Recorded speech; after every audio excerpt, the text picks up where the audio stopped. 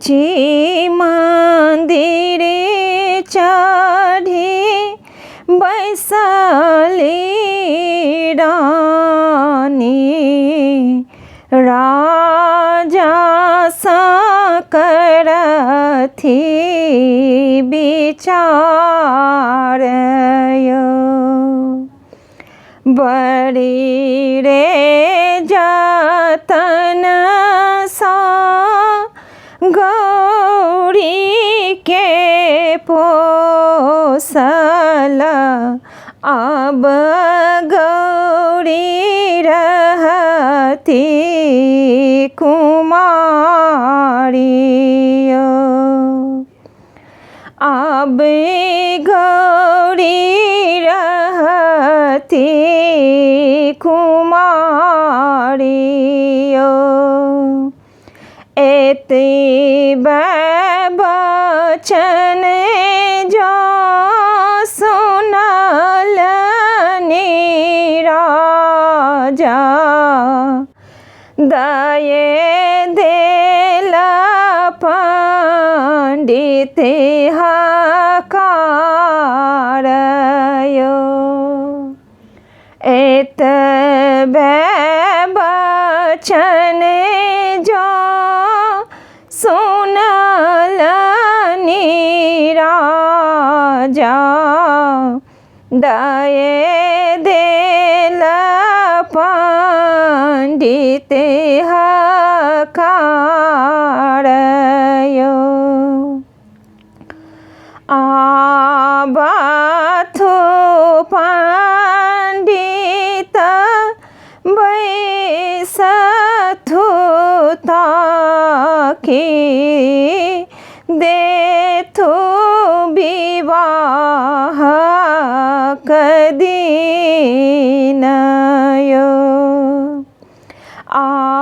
आबथु पंडित बैसथु ताकि देथु विवाह सुंदर दीन। एक पात्र उनटाल, दुई पात्र उनटाल, तेसरा ही वेद पुराण, गौरी लिखल ओहे बरता पसी, हुनके सहोयत विवाह, आरही बनसा खरही काटाओल, वृंदावन सा बासय, ताही बसलाए मरे बाछराओल, ढेरल राजा हंसय। एक दिशा बैसल ऋषि मुनि गण सब, एक दिशा गायन लोकाय, सुन मांझे रहता ता फेर सागढ़बी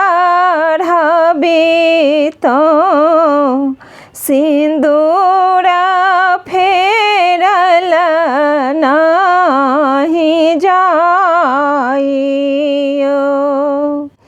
सिंदूर फेरल नाही जाइयो।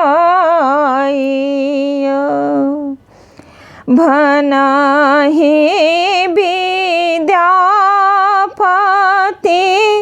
सुनु ये मानायनि